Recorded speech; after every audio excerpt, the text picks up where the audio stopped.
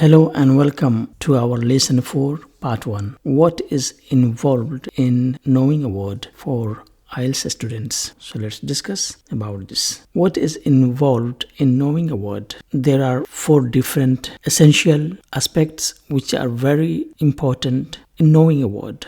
The first one is aspect of a word. The second one is component of a word. The third one is receptive knowledge of a word, and fourth is productive knowledge of a word. So all these 4 elements make up and help us in knowing a word completely. Let's discuss each one of them in detail. And the first one is aspect of a word, and I already talked about this topic in my lesson 3. And what is the aspect of a word? There are 3 different essential elements, and the first one is form, which we call form of a word. Then we have meaning. After form, then meaning becomes very important to understand a word. And then we have use, how to use a word. Now we will talk about the form of a word. So let's talk about first component of a word. When we say component of a word, the first component of a word is form.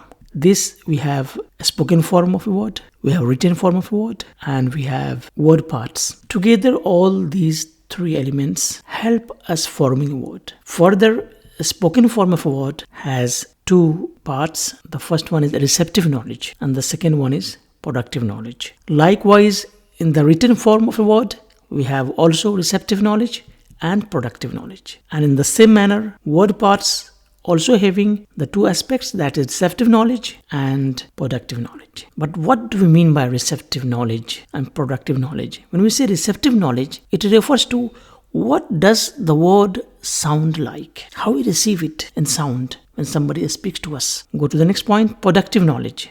How is the word pronounced? How is the word spoken to? How is the word expressed? This is the productive aspect of knowledge of a word. Likewise, in the written form of language, the receptive knowledge means what does the word look like? Not sound like, look like, because the written form of a word. And productive knowledge, how is the word written and spelled? How it is written and what is the spelling of the word. Then likewise, we have word parts, form of a word, receptive knowledge and productive knowledge. What parts are recognizable in this word? Like if the word is longer a bit with many syllables, so which part is more recognizable, easy to notice, easy to memorize? And the productive knowledge, what word parts are needed to express the meaning, particularly in the compound words, particularly with the word having prefix and suffix and root and all that. So what parts are needed to express the meaning? So in knowing a word, all these 3 elements form the fundamentals